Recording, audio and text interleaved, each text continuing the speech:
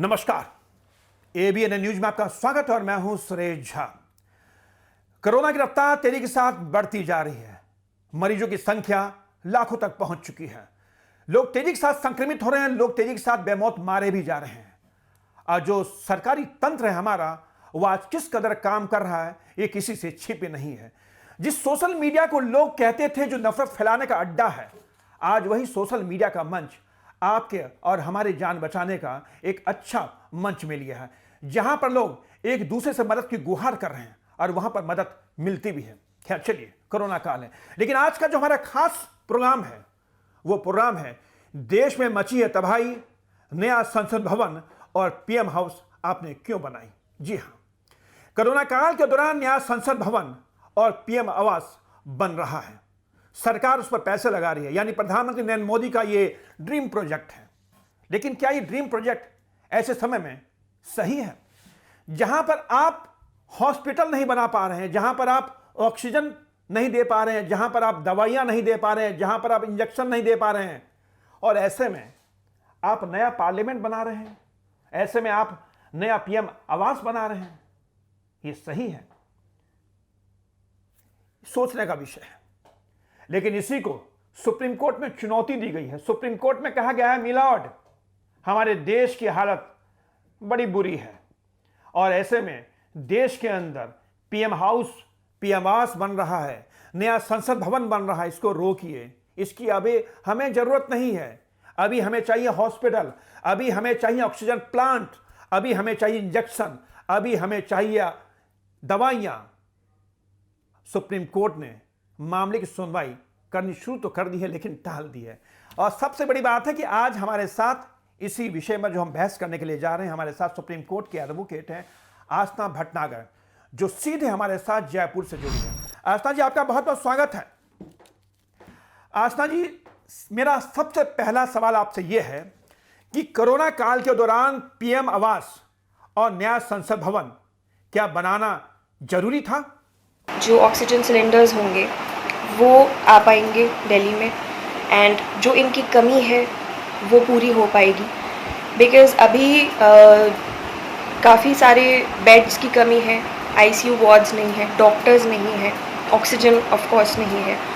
तो हमें ये देखना चाहिए कि हम कहाँ हम ऑक्सीजन प्लांट्स हम सेटअप कर सकते हैं आउटस्कर्ट्स पे दिल्ली के जितने भी स्टेट्स हैं। बिकॉज़ छत्तीसगढ़ है, जैसे वहाँ ऑक्सीजन प्लांट है, बट छत्तीसगढ़ से यहाँ तक का ट्रेवल अराउंड 3 to 4 days का हो जाता है, which is quite long. And per day और पर मिनट केसेस इतने ज़्यादा एक्सटेंड होते जा रहे हैं दिल्ली में, यूपी में, हरियाणा में, राजस्थान में, एवरीवेयर, कि जितना जल्दी हम ऑक्सीजन सप्लाई देंगे, जितना जल्दी हमारे पास ऑक्सीजन सिलेंडर्स होंगे, उतना जल्दी हम लोगों को बचा पाएंगे।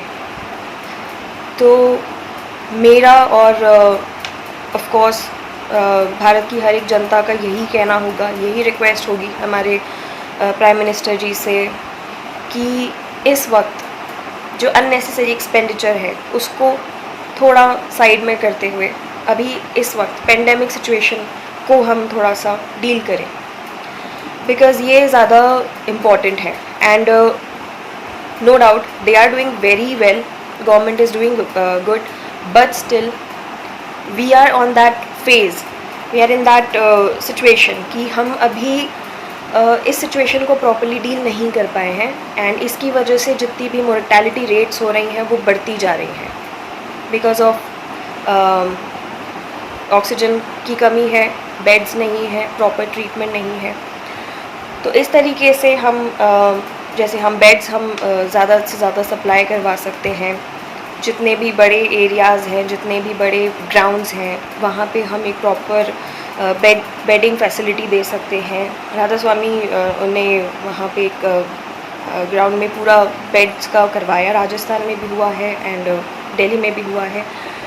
तो क्रिटिकल पेशेंट्स के लिए एक डेडिकेटेड कॉरिडोर बना करके विदाउट एनी ऑब्स्ट्रक्शन उन तक जल्दी से जल्दी ऑक्सीजन सप्लाई करवा करके ईजीली सारा कुछ एक्सेस करवाते हुए हम इस चीज़ से डील कर सकते हैं।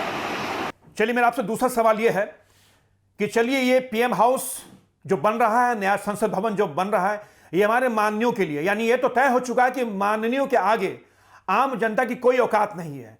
मेरा दूसरा सवाल आपसे यह है कि सरकार की तरफ से अभी भी ऑक्सीजन को लेकर, दवाइयों को लेकर, इंजेक्शन को लेकर जो पहल करनी चाहिए थी, जो उनको फुर्ती दिखानी चाहिए थी, वो कहीं से भी नजर नहीं आ रही है। क्या कहेंगे इसको लेकर आप? सेफ रह सकते हैं हम बस घर पे बैठ के खुद की सुरक्षा के लिए। So we are somewhat dependent on government, so it's my urge to government, please provide more and more necessary things, more and more necessary treatment for this COVID patients and to heal this pandemic situation.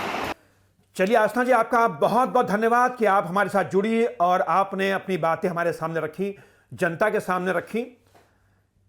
शुक्रिया आपका। तो ये था हमारा खास programme, देश में मची है तबाही, नया संसद भवन और पीएम आवास आपने क्यों बनाई।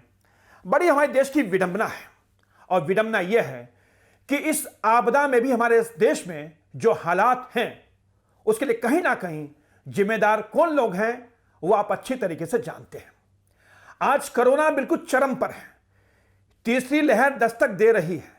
उससे हम कैसे निपटेंगे ये कहा नहीं जा सकता, उसकी क्या तैयारी है वो कहा नहीं जा सकता। अब कहीं ना कहीं पूरे देश के लोग भगवान के भरोसे हैं, क्योंकि सरकार को जो उन्होंने चुना था, जिस सरकार को उन्होंने वोट दिया था, आज उसी सरकार ने उनको दर बदर कर दिया है। और जिस तरीके से आज आम जनता की जो हालत बनी हुई है, जो दिखाई दे रहा है नजारा, वो देखते ही बनता है, दिल भर आता है देखकर कि आज हम इस देश में रहते हैं जहां पर हम कहते थे कि देश के अंदर सबसे बड़ा लोकतांत्रिक देश है और यहाँ की सरकारें जो हैं आम जनता के लिए बनती हैं। लेकिन आम जनता की सरकारें कैसे बनती हैं वो आज हम देख सकते हैं। यहाँ पर ऑक्सीजन नहीं मिल पा रही आम आदमी को। सोचिए, ऑक्सीजन, हम जब ऑक्सीजन जैसी चीज़ नहीं दे पा रहे हैं तो हम क्या देंगे आम आदमी को? ये वही आम आदमी है, ये वही आम आदमी की पावर है जो आपको चुनती है। लेकिन आपको उस आम आदमी की आज कोई चिंता नहीं है। आज हर कोई अपनी राजनीति कर रहा है। दिल्ली के मुख्यमंत्री अरविंद केजरीवाल कहते हैं हमें सेंट्रल जो है मदद नहीं करता है। अरे भाई, दूसरी लहर थी, पहली लहर चल रही थी, आपने तब भी कोई सबक नहीं लिया। अब जब जनता सड़कों पर मर रही है तो आप कह रहे हैं कि केंद्र मदद नहीं कर रहा है, तो बड़ी विडंबना अजीब सी है। लेकिन इसी बीच नया संसद भवन, नया पीएम आवास, नया उपराष्ट्रपति का आवास, ये तमाम चीज़ें बन रही हैं।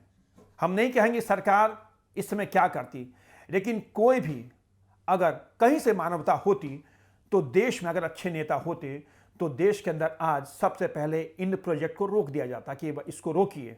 पहले हॉस्पिटल्स बनेंगे, पहले आम जनता जब रहेगी, जब जिंदा रहेगी, तभी तो वो आपको वोट देंगे, तभी तो आप संसद में पहुंचेंगे, तभी तो आप पीएम बनेंगे, तभी तो आप पीएम आवास में पहुंचेंगे।